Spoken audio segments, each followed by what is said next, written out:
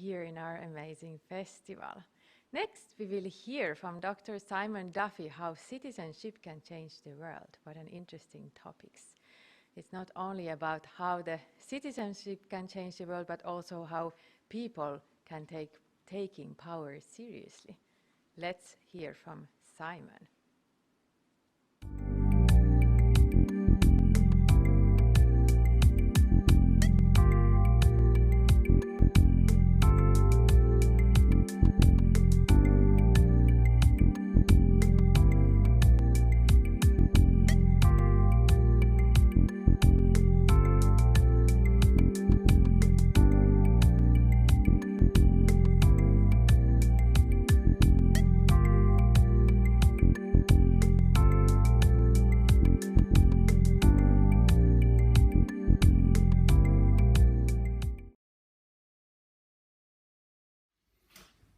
Well, hello, my name is Simon Duffy. I'm the Director of the Centre for Welfare Reform, and with Marcus Verhaller I also run Citizen Network, which is a global cooperative whose goal is to create a world where everyone matters. And what I wanted to talk about for a little while is the idea of citizenship. Why is citizenship such an important idea? So I've come up with 7 answers, 7 reasons why citizenship is really important, and I was going to talk through some of those things and talk about some of the ideas and philosophy behind citizenship. So let's begin. I think the most obvious reason why citizenship is important is that we all need to belong, and citizenship is one way of belonging. It's also something that can get misunderstood. So one way of understanding citizenship is, or misunderstanding citizenship maybe, is the idea of kind of passport citizenship. Politicians are very fond of this idea of citizenship. You're a citizen if you've got the right passport. You're a citizen of the United States if you've got the right to stay there and we need to build big long walls to keep people out, or you're a citizen of the United Kingdom if you've got the right coloured passport and you protect the seas from refugees. And this kind of narrow notion of citizenship is really getting citizenship upside down, but it reflects the truth that we do want to belong. It's really interesting actually. A few years ago, our Prime Minister, they've changed a lot in the United Kingdom recently, but we had a Prime Minister called Theresa May, and she stood up and she said, but if you believe you're a citizen of the world, you're a citizen of nowhere. You don't understand what the very word citizenship means. And of course what she was trying to do in this little speech was to tell all of us who live in the United Kingdom that we should not try and consider ourselves any longer citizens of Europe or citizens of anywhere else. This is kind of ridiculous, isn't it? I mean, I'm a citizen of Sheffield, which is the city I live in. I'm also a citizen of the neighbourhood, which I live in a neighbourhood called Nether Edge. We're in fact all citizens of lots of different things. We all belong at lots of different groups. It's very ironic for the Prime Minister of the United Kingdom even to say that citizenship is just about belonging to a country, because the United Kingdom itself isn't a country. It's 4 countries: England, Scotland, Wales, Northern Ireland, and everybody who's in the United Kingdom really knows that they're a citizen of one of those places, maybe more than one. I support the English football team. I'm English, although I don't really support the English rugby team. I tend to support the Welsh rugby team or even the New Zealand rugby team, because I kind of think that the English rugby team is quite southern. So what I'm really saying is that our identities are complex, and much better than listening to somebody like Theresa May, we should listen to Nelson Mandela. So Nelson Mandela said, "The time will come when our nation will honour the memory of all the sons, the daughters, the mothers, the fathers, the youth and the children who by their thoughts and deeds gave us the right to assert with pride that we are South Africans, that we are Africans, and that we are citizens of the world."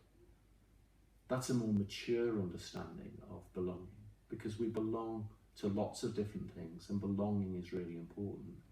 And so what citizenship gives us is a way of belonging, which is really important. The second thing that citizenship gives us is rights. Sometimes people say equal rights, which is kind of true, but it's much more than that. Rights are really the means by which we support each other to take our place in society. Rights and the rule of law and the systems of government and all the arrangements we create enable us to live safely, to live well, to get on with each other. That's part of what citizenship is really.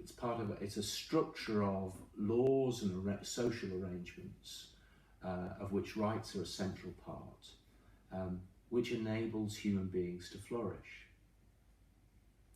If you think about why people flee countries, yes, they're fleeing from war very often. They're fleeing from economic crises, and what they're fleeing to is to some better form of citizenship. That's what people are seeking, quite understandably. And what we want is a world where people don't have to do that, because everywhere people can trust the rule of law, everywhere people are safe and well, and peace reigns. Everywhere citizenship is possible. We often, particularly since after World War II, the emphasis has been on human rights. But of course the challenge is to make those rights real in our political and legal and social arrangements. It's not enough to have a human right if your society isn't organised to make that right real. And one of the great philosophers of the 20th century was Hannah Arendt, and she explored this issue and also explored the causes of the Holocaust and World War II and the disasters that we saw in the middle of the 20th century, which were disasters which she saw as really the way in which society turned against itself and turned against the weakest members of the society. Famously, of course, Jews, many of them refugees fleeing revolution and war elsewhere, then became subject to prejudice and discrimination in Germany, and then that led to increased anti-Semitism and all the horrors that flowed from that. But as Hannah Arendt and others have observed, what is not sufficiently well understood, the Holocaust actually began with the attacks on disabled people and people with mental illness who were in institutions, and who Hitler ordered to be murdered, and which doctors and nurses in those systems continued to murder even after the orders had been ended. And this quote here, which I've put together with a much more recent tragic photo, is by Hannah Arendt, talking about the status of refugees, the comity of European peoples, the ability of European peoples to live together in harmony and to respect each other. It went to pieces when and because it allowed its weakest members to be excluded and persecuted. So it's about respecting rights, but rights is really about respecting the people with the least power. That's what rights are useful for, ensuring that people who are most likely to be disrespected, most likely to be oppressed, have the power to push back. to be strong and to live a decent life. So citizenship is about having those rights and making those rights real. The third thing about citizenship is that it gives us the ability to be free.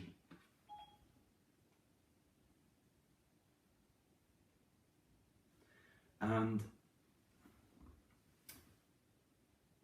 this has always been a critical part of citizenship. And I was thinking about this idea in relation to the talk today, and I was reminded of a kind of a very famous passage from ancient literature, which comes from, I mean, this book here is by Herodotus, who's the first ever historian, and he wrote a book which described the ancient world 2,500 years ago, or a bit longer, the developments in Athens, the developments in Greece, the developments in Persia, the war between Persia and Greece.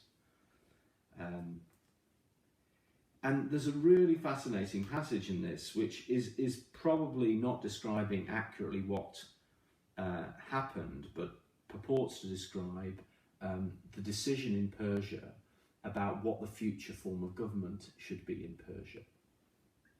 And there's this debate between the most powerful people in Persia about whether Persia should become a democracy, an oligarchy, or a monarchy.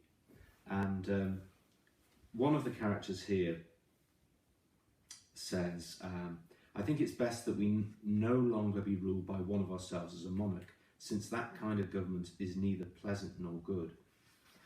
And he goes on to say, the rule of the majority, however, not only has the most beautiful and powerful name of all, equality, but in practice the majority does not act at all like a monarch. Indeed, the majority chooses its magistrates by lot.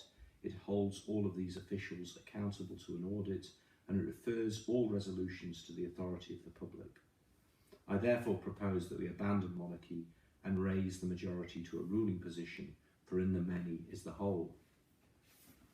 Why am I going back 2,500 years? But this idea of democracy is really the idea that we should be free. And free because we decide what the rules are. We control society.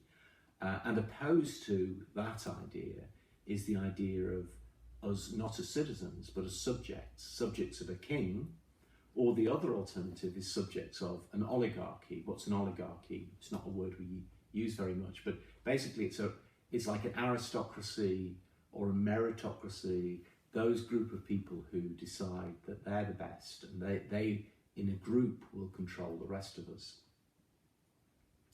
It's worth thinking about this today, because do we live in a democracy?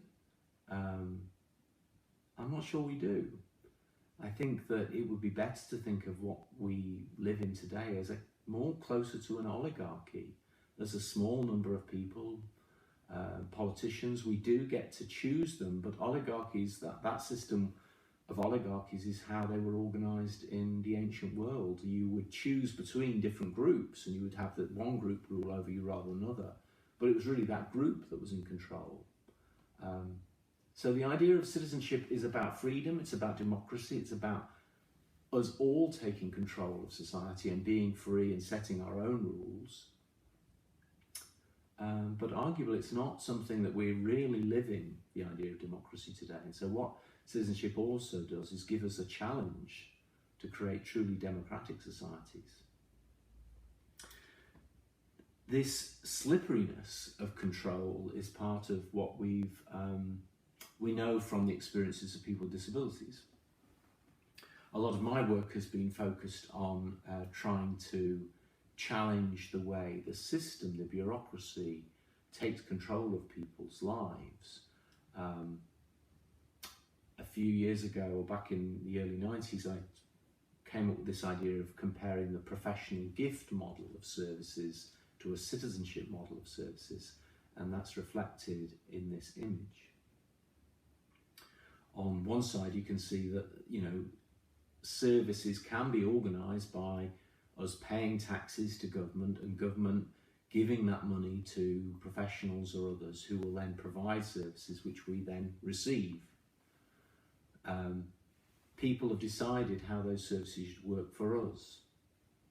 And for things that are of marginal importance, I don't know, working out how broadband works or how your gas system is delivered, maybe fuel and energy and these things, having a fixed system from above is not too bad. But for people with disabilities, if you find that your housing, your relationships, your job, everything you do with your day is basically decided for you by an institution or a service that's been organised for you in your best interest, supposedly, what you've really done is lost your freedom. So the challenge for people with disabilities, but for many other groups, has been to say, well, we do need resources, we do need support even, but we want to be in control of that. We want to have freedom.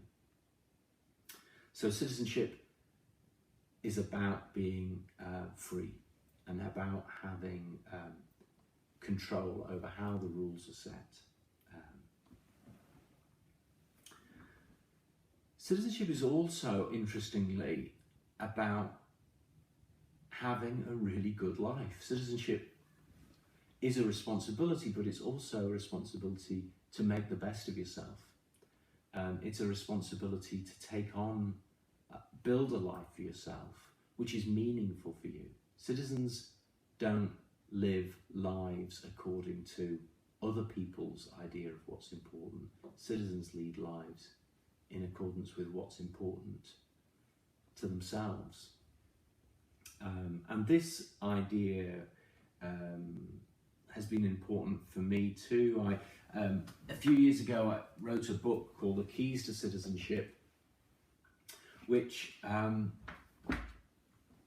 with my friend Wendy Perez, we developed that idea a little bit further, and so over the last few years we've been talking about the 7 keys to citizenship,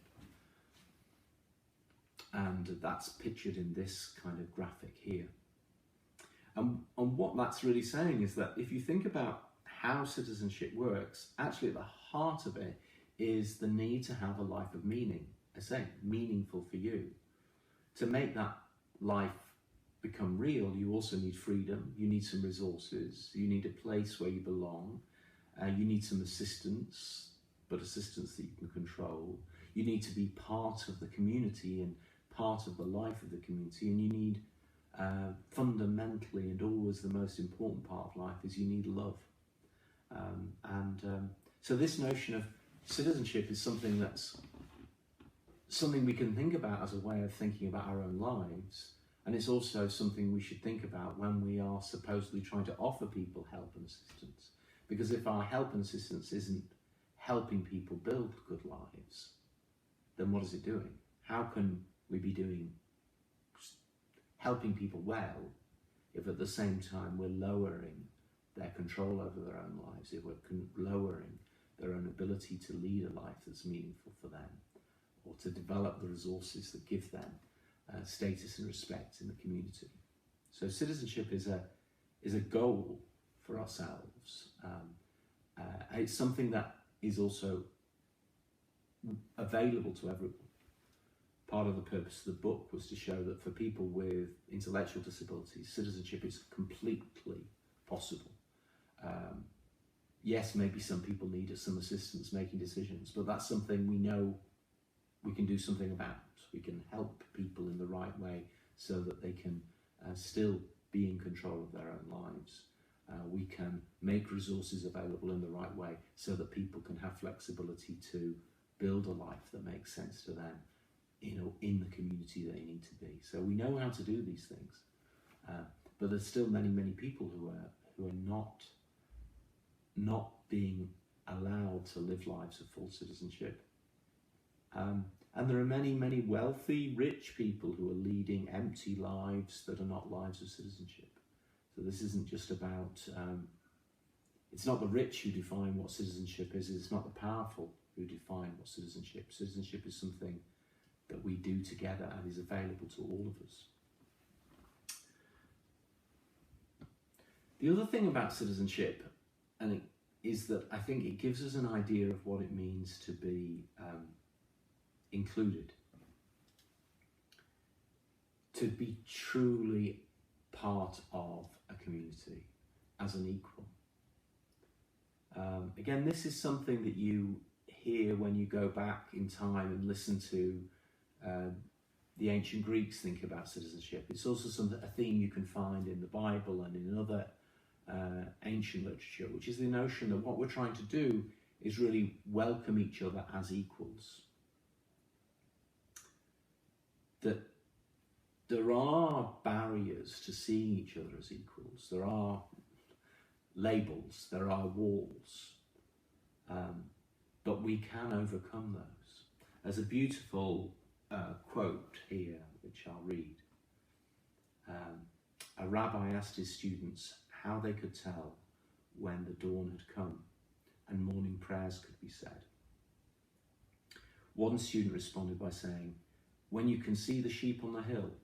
Another suggested that one can tell that the dawn had come when a person is able to distinguish between a fig tree and a grapevine. "No," said the wise one. "It is dawn when you can look into the faces of human beings and you have enough light within you to recognize them as your sisters and brothers." So I think citizenship gives us an ideal for inclusion. Citizenship means that we can be different and welcomed in as an equal. I think that's one of the most beautiful things about citizenship. We can be different and equal. In fact, in a way, you can't but be different if you're a true citizen. I mean, citizens are people leading meaningful, unique lives of value. They're not drones, they're not robots, they're not subject-gated entities, they're not all part of the matrix.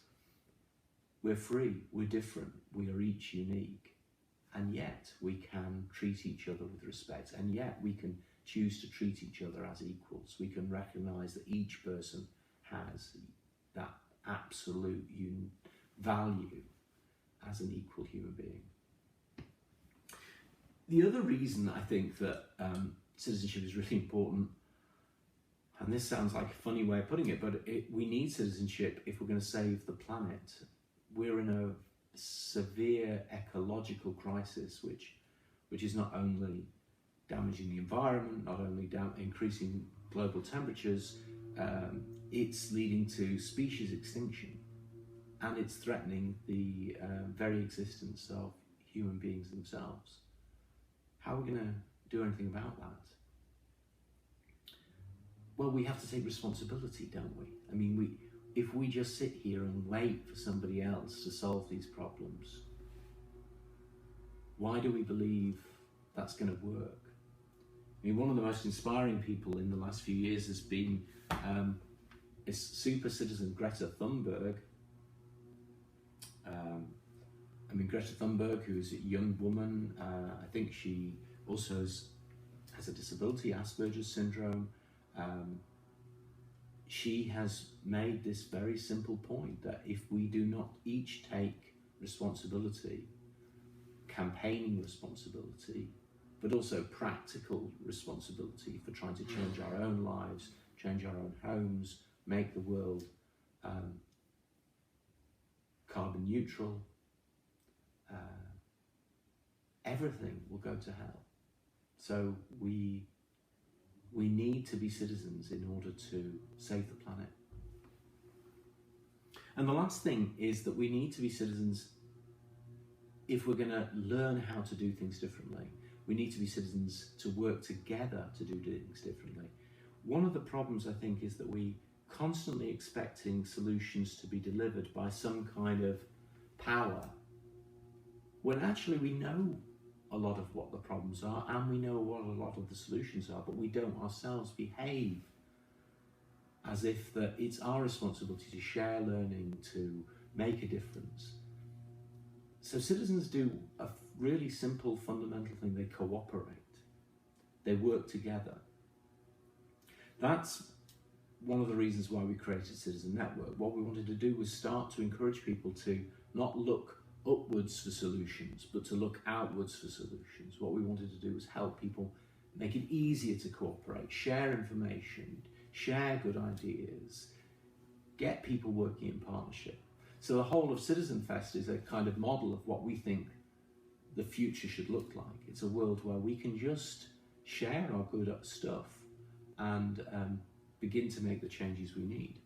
So really, that's what I want to end on. I mean, citizenship is something that's essential.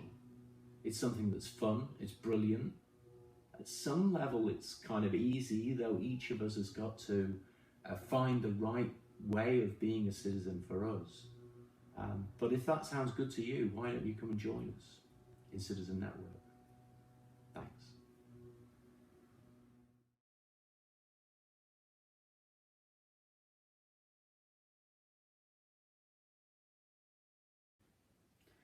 Hi there. So my name's Simon Duffy. I'm the director of the Centre for Welfare Reform, and I also lead Citizen Network, which is a global cooperative and one of the organisations behind Citizen Fest, which this talk is part of. And I'm going to talk about the COVID-19 crisis. I'm going to talk a little bit about what we've seen governments do and what we've seen people do. And I'm going to talk also about what this crisis teaches us about the importance of basic income, which is an idea which I'll explain a little bit more about as we go on. But I'm mindful that not everybody watching this film will be coming from the United Kingdom, so some of my stories and examples are definitely based in the United Kingdom. Many countries have responded to COVID better than the United Kingdom. In fact, I think there are very few countries who have done as poorly as the United Kingdom in responding to the COVID-19 crisis. So hopefully in your country then maybe things may be better than this, but I think it's very revealing, and I think the lessons do go wider than the United Kingdom. In the early days of the crisis, from a UK perspective, what was clear was that there was just some sense of denial that this contagious, infectious and dangerous virus was coming our way. The idea that this virus was in China and that things were going on in China, and that all looked very concerning, but it was certainly perceived as a Chinese problem, a Chinese virus, if you like. A little bit later, when the cases of COVID-19 seemed to radically increase in Italy and the medical system in Italy started to come under extreme pressure, there was a little bit more awareness, but even then, for weeks and weeks, politicians were still treating this as something, a problem that was somewhere else. And I guess that's natural enough. But again, it shows you how in a world which is so interconnected and which is where diseases can spread, as they always have through history, but we can discover that diseases are spreading and we can share information very quickly and we can cooperate internationally. I guess the lesson is that we haven't woken up to how effective we could be if we really got our act together. Clearly, Korea, China, Japan, countries that had previously experienced the SARS virus, which was very similar, were better equipped. So they knew what to do and they were much better at controlling infections. Countries like the United Kingdom have actually made savings in public health and in the health service and stripped away some of the provisions that would have allowed us to respond more quickly. So yes, we were not well prepared. What was slightly more worrying was that in some of the early responses by government, you almost got a sense that they didn't really mind if people died from the virus. Clearly the virus is much more dangerous for older people. There was, in the right-wing newspaper in the United Kingdom, which is called the Daily Telegraph, one journalist wrote merrily that, well, the virus might help us with our social care problem. In other words, older people dying will reduce costs and that will somehow be better. And very quickly in the discussion, you realise that for political leaders, money the economy, what they considered to be the economy, what they considered to be valuable, was much more at the forefront of their thinking than human lives. So we had this notion of herd immunity was suddenly drawn out, that somehow, well, if lots of people caught it, then that would be okay because they would get immunity. Now, bear in mind that I don't think, even at this stage, and now we're many months, this is September now, we know very little about immunity to this virus. So this is all wishful thinking. There was talk about shielding vulnerable people. Somehow they would be protected, and shielding people in residential care, which were perceived to be people who would be at very much greater risk. The frightening thing is that all of this was just talk. In the very early days when the government did start to panic, one of the first things they do was instruct hospitals to discharge patients willy-nilly into residential care. So many of these patients would have been infected with COVID-19, and we've seen thousands of people die in residential care services because, for all the talk of shielding, actually the government was, if you like, injecting the virus transmitted by people into the residential care sector. So this has been another very depressing side of the response to COVID-19 in the United Kingdom. We can see that the government really doesn't seem to value the lives of older people, the lives of disabled people, the lives of people experiencing chronic illness. All the people who are most vulnerable were really put at greater risk through government policy. So that was a sad lesson. The other really interesting thing, and again I think for instance many people in other countries will not really understand how centralised the United Kingdom is. So although we have local governments, local government has very little power. It has no constitutional status in the United Kingdom, and it has very little finance given to it from central government, and very little self-generated finance. So it's a very thin veneer of government, and since 2010, central government has targeted its austerity cuts on local government. So local government has even got weaker and weaker over the last 10 years. Now, the thing is, when you look at crisis response, the one thing that's clear is that you need local capacity and local leadership. We've already seen this in Asia, where actually, if you can organise effectively, then you can keep the virus contained in a smaller geographical area. But you need good local organisation to do that. And this is something that the UK really doesn't have. So the fact that local government is very weak, has very few resources, the health service itself isn't accountable to local government, it's accountable to central government. All of these things further created problems. So there was very little capacity to do adequate testing, and that remains a huge problem today. Very little capacity for local authorities to take a leadership, to make decisions on their own, to get the necessary resources to act.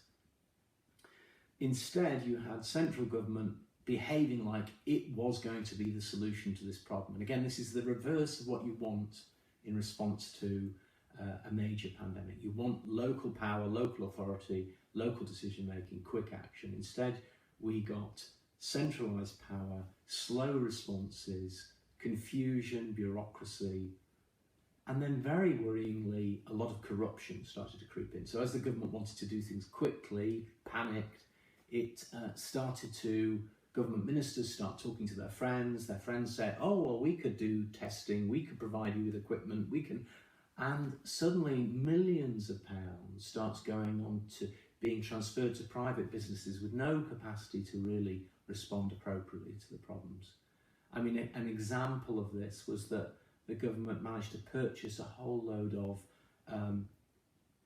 protective equipment, shields, all of the gloves from Turkey, from a t-shirt manufacturer who had no experience eventually, when these supplies were talked about in the news media as coming, and this is meant to be good news, when they finally arrived, they weren't fit for purpose. So this is what you get with incompetent bureaucracy making decisions, politicians in a hurry making decisions they're not competent to make. The people who know about protective equipment in the health service and local government don't have the power, don't have the authority, don't have the resources, and so the response is being driven by the wrong people. So this is, this has been a repeated pattern, and there's been no real change so far in the United Kingdom. So lots and lots of problems. So COVID-19 in a way has really shone a sharp light on the kind of structural incompetence of the United Kingdom. And I think, like, the United States has not done terribly well. The President of the United States, Donald Trump, has been clearly incompetent and out of his depth with response to COVID, has underplayed the seriousness of the problem. But the United States has states, and those states have authority, and a lot of the good practice comes because states and counties can act. And similarly, Germany and Iceland and everywhere really in the world has better central-local government relationships and greater clarity and more local services that it can call on. It's clearly very important that central government takes a lead, but it's really important that central government also allows leadership to be in place right across our communities. So we really saw a vacuum of local leadership, good people in those local communities, don't get me wrong, good people in public services, but really not having the authority to make decisions and not having the resources to empower those decisions. Those are some of the negatives. In a way, what we learned was our government was not equipped. It was clear from some of the reporting that the government also thought that we, the people, would be incompetent. A lot of discussion that if lockdown arrangements were put in place, we'd all break them because we couldn't cope. And this is it's not surprising maybe that people who have a lot of power and think that they're right to have that power have a very low opinion of ordinary people. But again, what we saw was the opposite of what they believed. In fact, ordinary people have been generally very responsible. Lockdown was followed very well, a lot of self-discipline by ordinary citizens, and that continues to be the case despite a kind of constant confused messaging from central government, which probably is actually making things a bit harder now because nobody's really clear what they should or shouldn't be doing. And again, if you've got messaging coming out centrally and then very, very weak systems locally, you can't really get your messaging right for the kind of problem that you've got. So government doesn't trust the people, but the people really did a great job. One of the most important things that happened, and I think that I think many of us, that this could be a real turning point in the development of our society, is that communities just got themselves organised. Hundreds of thousands of communities just got themselves organised. People used Facebook and WhatsApp, I think primarily, other social media as well, but those seem to be the two main ones. So Facebook provided people to create ways of coordinating at a local level, at an area level, at a kind of regional level. So groups start to communicate, self-organised groups. Local people start to take responsibility. Leadership starts to emerge in streets, in neighbourhoods. People start to check out whether people are all right. Little WhatsApp groups come up. People start asking for assistance, volunteering assistance. An enormous wave of energy. Again, it was really striking that central government at the same time was putting a lot of emphasis on the need for volunteering, but it said the way to volunteer is to go online and volunteer for the NHS volunteering scheme. This has been a disaster. I think 750,000 people, I believe, signed up for this, and I've spoken to many people who never did any actual volunteering. There were weeks of training that led to nothing, because by the time, again, this is a classic problem, by the time that they had been trained to assist and gone through all the hoops, actually that things had moved on, they weren't needed. What the government had trained them for wasn't what actually needed to happen. The great thing about mutual aid, of course, is there's none of that. People are helping each other out as neighbours. People are not only responding sensitively and quickly to things that are immediate problems to them that they can see or that their neighbours can see, but they're also building relationships through this process, aren't they? Whereas in the government scene, when it did work, what it meant was that you would somehow volunteer to do some task that you'd been informed was needed on a mobile phone, and you're doing that task completely disconnected from the social relationships, completely disconnected from your particular neighbourhood. So again, what you see is a kind of like a lumpen kind of giant state trying to help people be neighbours, help people volunteer, but those are micro tasks. Those are things that can only really happen at the level of the individual and the level of the neighbourhood. When the state tries to organise them, it just ends up with disorganisation. The response of local government generally, I think, to all of this, it was much better than central government, and certainly places I know like Barnsley were very sensitive. Barnsley is a town in the north of England.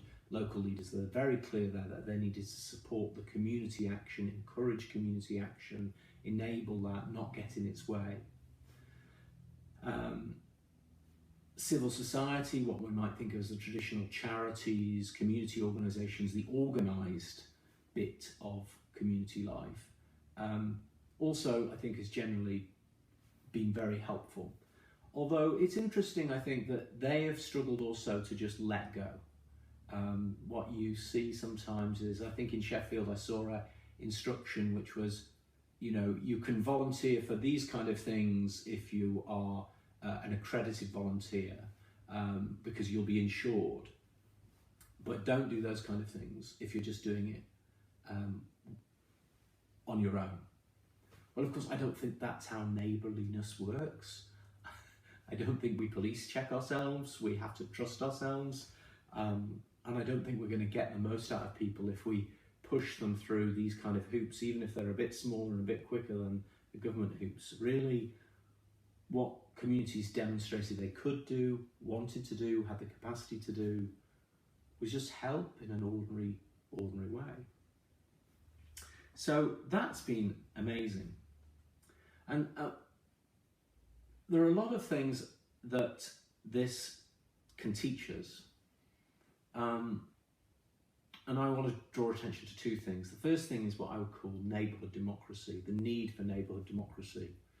The Centre for Welfare Reform, I think, which is a think tank based in the north of England, I think for us this is the key to transforming public policy over the next 50 years. I hope we can move things along quickly, but of course there's a lot of resistance to these ideas. But ultimately what we need to see, I think, is the reorganisation of power on a neighbourhood level. Neighbourhoods, which could be thousands of people, in some parts of the world already do have kind of that level of power. But in the UK, unless you're very lucky, what you find is there is really no structures between you as a citizen and the local authority, which as I describe is a very weak bit of local government. Average size of a local authority in the UK is 250,000. So you've got you, a little bit of weak government that's responsible for 250,000 people, and then you've got central government, which is responsible for, 60 million. We do have devolved governments in Northern Ireland, Scotland and Wales, and again, Scotland, Wales and Northern Ireland have all actually performed better than England, where devolution is less well developed. So I think we need to see a significant shift in power and thinking to a neighbourhood level, and really democracy at a neighbourhood level. I think it's a really interesting question to ask, why do we not have the right as citizens to make decisions about what goes on in our immediate neighbourhood. In the UK, we can control next to nothing of what goes on in our communities. We are effectively disenfranchised from our communities. And I think if you think about that gap, I mean, it's really the gap between oligarchy and democracy. It's really the gap between living in a society where power is really in the hands of a small number of people. You might be able to vote for them every few years, choose your preferred powerful person, but really that's the kind of politics we have. Or something which is actually closer to real democracy, where people sit together, talk together, decide together, vote on things that they need to vote on, cooperate together. Really, that's what we need in the 21st century, I think. Real democracy, and that has to be fundamentally a kind of neighbourhood democracy. Of course, it's more layered than that. We live in a complex world, and we need to have constitutional systems nationally and internationally as a kind of bedrock. We need human rights, and we need systems to support those human rights. We need systems of governance and checks and balances, and an independent judiciary, independent media. All of these things are necessary. And in the UK, we're very weak on all of those things. So there's a lot of work to do at that level. There are fundamental economic problems that are also need to be addressed. The UK is incredibly divided economically. London, the economics of London is really, London is like a super wealthy oil state, and then other parts of the country are, their economies are equivalent to economies in Eastern Europe that are still recovering from the communist era. Places like where I am are really equivalent to countries like Lithuania and Estonia. Places, Sheffield is in the north of England, which really built the Industrial Revolution, used to be a wealthy place. That wealth has disappeared. The industry has disappeared, and the power to change things, to turn things around has disappeared, because that power is primarily in London. So we live in this very divided world, and the economics doesn't really support people to be citizens. It doesn't provide people with the kind of security they need.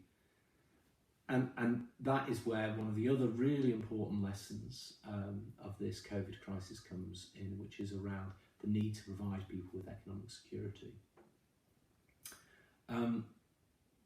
Interestingly, my city, Sheffield, was also the first place where we set up, and I was one of the co-founders, but some other folk that really led this, called UBI Lab Sheffield. So that's Universal Basic Income Lab Sheffield, and we were working to try and get the city to support the idea of making sure that everybody had a basic income. Basic income really means everybody gets some money, unconditionally. It's your money, enough to live on, and then you pay taxes as you earn more money, but you're guaranteed that money.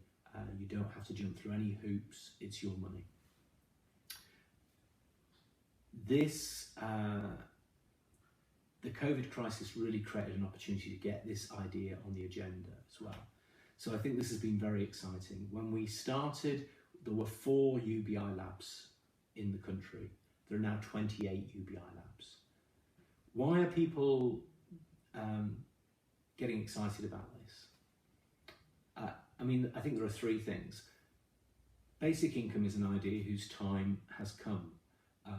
We call it, in the UK, some of us call it, it's this generation's National Health Service. The National Health Service was an achievement of the 1940s, which happened after World War II.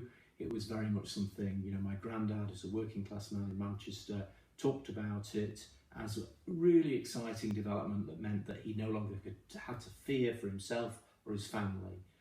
It was really kind of almost a prize that was won from the horrors of World War II. It's universal, it's guaranteed, it's high quality. Income support, what we need to eat, to live, to buy clothes, to just look after ourselves, to take care of those we love. Income security is really absent, and It's heavily means tested, very punitive. Poverty is growing, inequality is growing. And moreover, the whole economy has become more and more fragile. So this idea is an important idea. It's an idea that many of us are excited about. Many people have been talking about it for a while. Sensible welfare reform supported it over the last 10 years. But now, suddenly again, that light of COVID has shone clearly on how fragile our economy is. Again, the government's response has been very confused. Many people would describe it as generous in a way. In the end, they've thrown billions of pounds at furlough schemes. But again, what they've done is they haven't trusted people. What they've done is they've invested in businesses. So the bigger your business, the more unequal your salaries, the more money you get out of the system. If you're a small business, or you're self-employed, or you haven't made it onto any kind of salary, you get nothing. And so the people who need the money most are least likely to get it. The people who don't need the money are most likely to get it. And we're about to enter a really severe, well, we're in a severe economic crisis, although I think people are not fully aware of how bad it's going to be. I think there's a kind of still this sense that, oh, well, we just get through this and it'll be back to normal. That's not how economies work. The level of debt, the level of inequality, the level of economic fragility and poor confidence will have skyrocketed as we come through this process. And so we will find ourselves in more and more need of economic security. And so I think this is going to be another driving pressure to see that will encourage people to embrace the idea of basic income. And now we have in the UK, many political parties support the idea. So the Liberal Democrat leadership supports basic income, the Scottish National Party supports basic income, many in the Labour Party support basic income, although the leadership has yet to say that it supports it. Only the Conservative Party is clearly against basic income. And so we're in a very interesting position politically, which was not how basic income was perceived 10 years ago. But the third thing, again, I think that is very interesting about this is I think the UBI Lab network, which we've helped develop, is a good example of, again, like mutual aid, of how good ideas can suddenly become popular ideas, can suddenly become better understood ideas, because we as citizens can start to get our act together, start to share information, start organising webinars and presentations ourselves. What we're seeing is leadership emerging all around the country, and by collaborating and sharing what we've learned from each other, we make the possibility of change that much faster.